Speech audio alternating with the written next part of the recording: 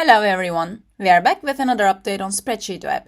The first one is interactive execution. With this new feature, we bring the ability to input variables through formulas. Think of mathematical operations. Users can be particularly creative when simulating different scenarios as they enable generating random values within a predetermined range. Furthermore, while writing formulas, you can also reference other cells or named ranges you define within your Excel file. Therefore, this feature supports an anchorage and a customization level, ensuring that your formulas and your limited variables are formatted.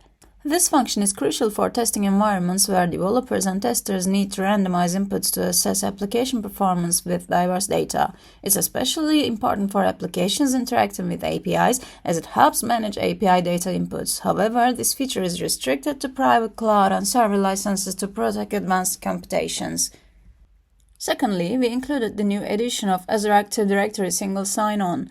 This new feature ensures that access control becomes an easy-done task.